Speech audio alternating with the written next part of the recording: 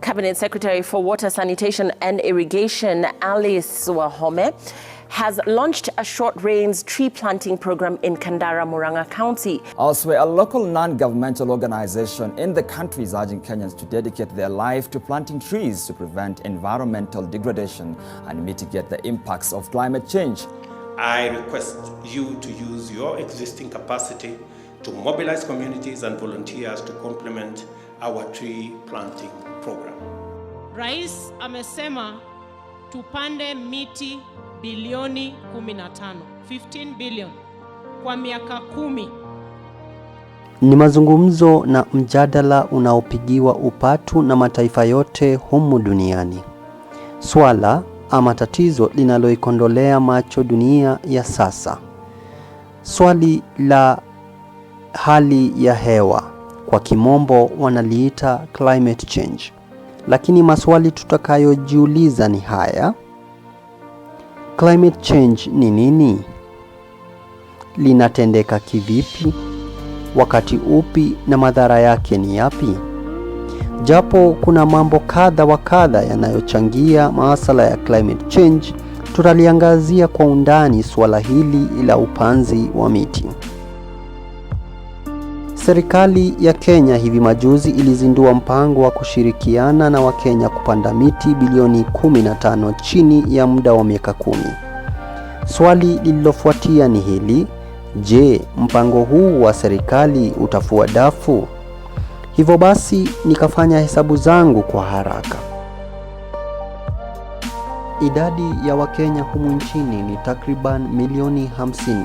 Hivyo basi inamaanisha kuwa iwapo tutazingatia mwito huu, basi inawezekana kila Mkenya akapanda miti 30 kwa mwaka. Na hivyo basi kila Mkenya akaweza kupanda miti 300 chini ya miaka 10. Na jibu likawa ndio, mradi huu unawezekana iwapo mikakati imara itawekwa na kuzingatiwa.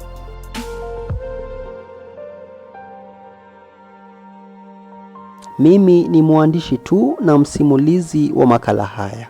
Hivyo basi sina ujuzi mkubwa katika masuala ya mazingira wala uwezo wa kubaini ni mikakati ipi bora kutumia. Hivyo basi ilinibidi nitafute wosia na kufanya mahojiano ya moja kwa moja na mwana mazingira hapa mjini Nakuru. Jina lake ni Jackson Mchina. Tutapata kumfahamu kwa undani kazi anayoifanya na juhudi zake za upanzi wa miti, na pia mawaidha yake ama mtazamo wake kwa serikali kuhusiana na mpango huu wa upandaji wa miti. Vile vile nilipata fursa ya kufanya mazungumzo na wakulima wa miche. Ni bayana kuwa ndiposa mpango huu ufanikiwe, tunahitaji miche ya kutosha katika kila pembe humu nchini. Je, tuko tayari kuyalinda miche na kuwapa wakulima msaada wanaohitaji ili kuyakuza miche ya kutosha? My name is Jackson Mishina Moriuki. Many people call me CJ because of what we do. I'm the director of CJ EX UK Bicycles. We sell second-hand bicycles from UK. I'm also the environmental ambassador of Nakuru County. I'm the founder of Green Restoration organization that we started way back 7 years ago. I advocate for environment conservation, and we normally say that we adopt a cycling culture. For when we do that, we reduce the carbon emission to the environment.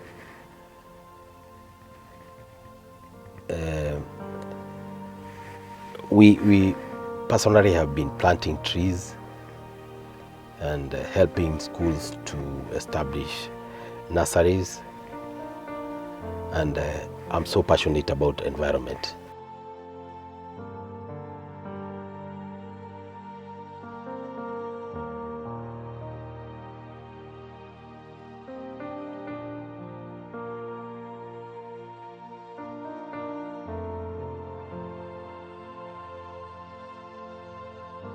Asante, mimi majina naitwa Peter Saitoti Olatanyasis kutoka Narok County. Nimetoka all the way from there kuja kununua miti hapa kwa sababu kwetu tuko changamoto, hakuna nurseries mingi kama Nakuru upande wa miti.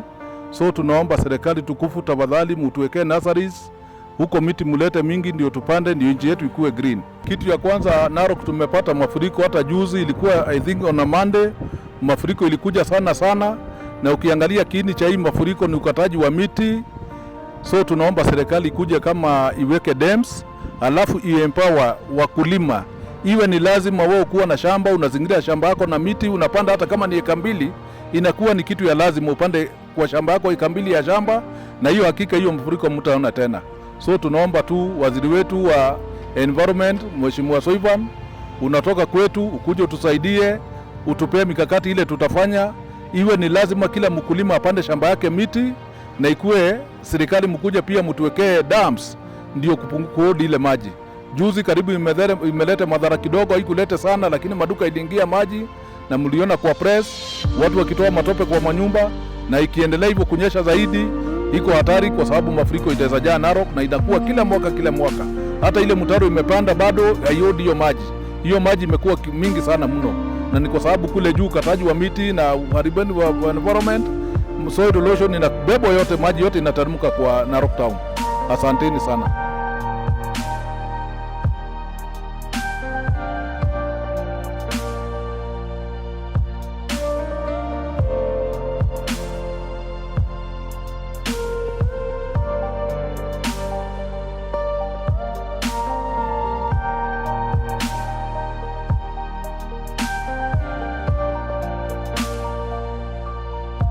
And more importantly, I'm so passionate about, the food basket and ensuring that our people have enough food. What I would want to encourage our government, because they have already now spoken about, planting of trees, about 15 billion trees at a duration of 10 years. And I think that's very possible. And I want to thank this government for looking, and realizing that it is high time that we do something on our environment. And looking at what the other government also had started doing, I think if they sit down and compare what they did in the other government and what they're about to do now, they can come up with a good solution for our nation and for drought in that matter. What the other government did is that they were very vocal in establishing water catchment, dams, and I think that's a commendable job.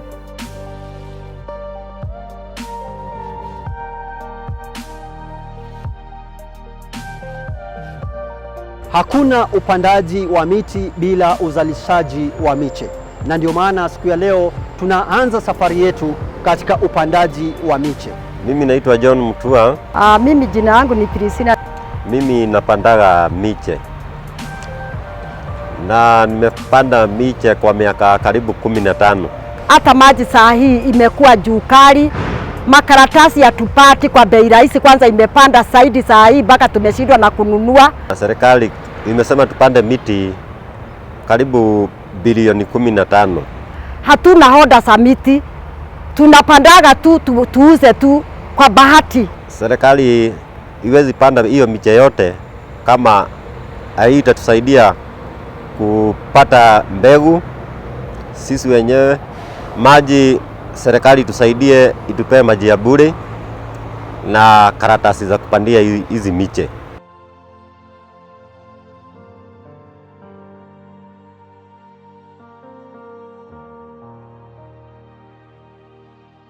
Ni bayana kuwa ndiposa mpango huu ufanikiwe, tunahitaji miche ya kutosha katika kila pembe humu nchini.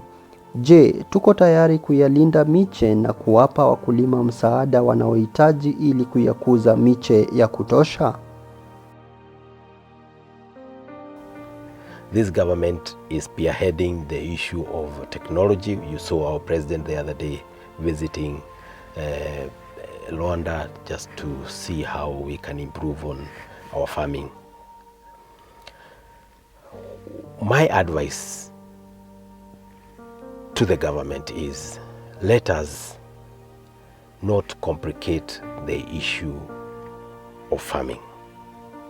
Let us not complicate the issue of environment. This should not be a rocket science. It is a very simple thing. We just need to be focused. And today,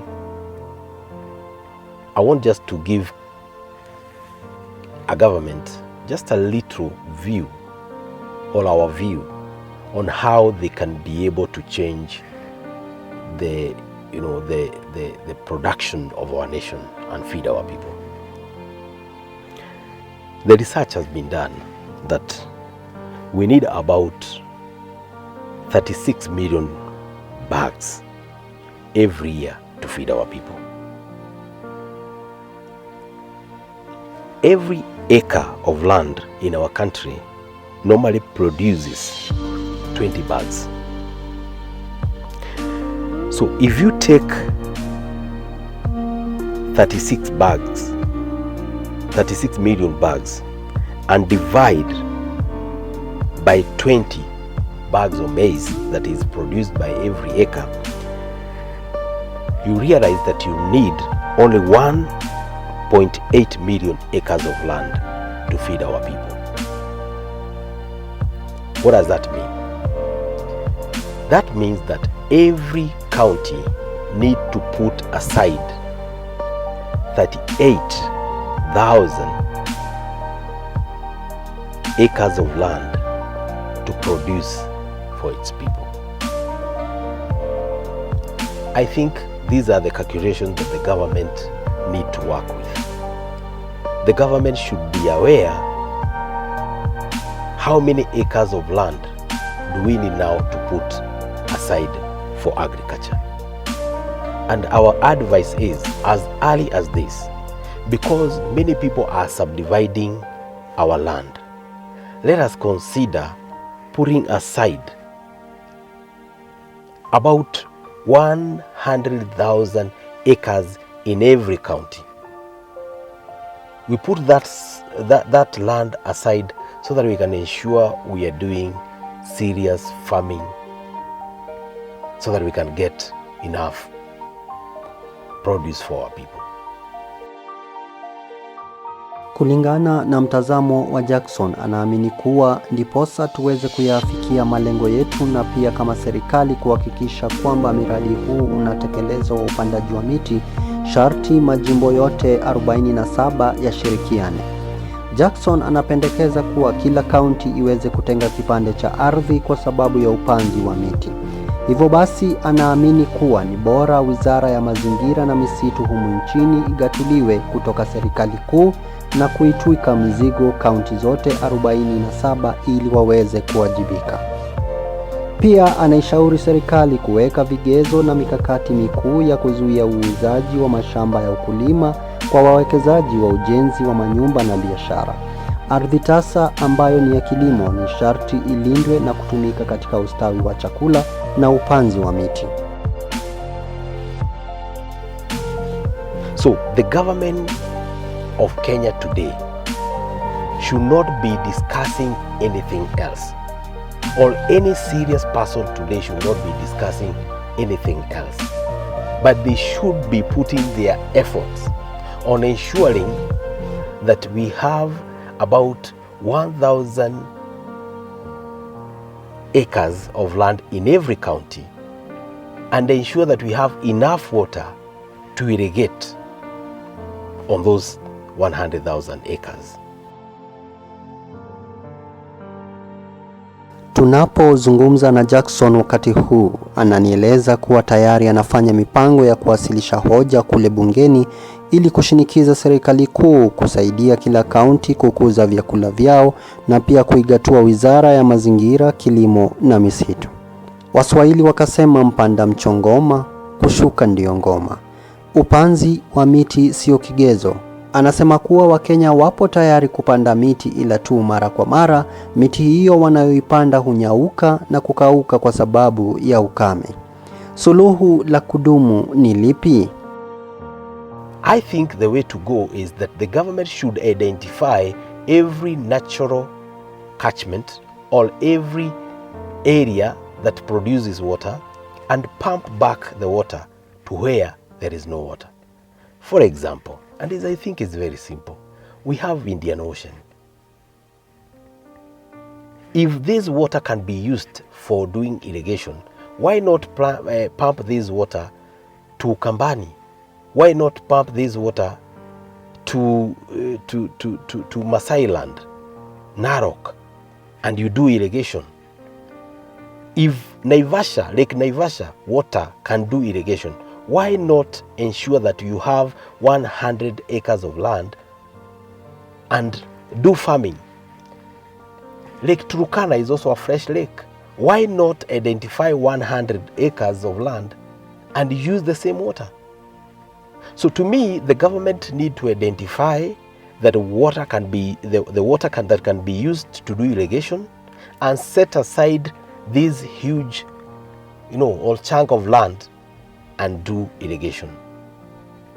This is the time, and as we speak, we are trying to speak with people so that we can see that if we have a bill that can be passed to ensure that we devolve this agriculture to the people, whereby we are saying, let the government start supporting every county to produce their own food.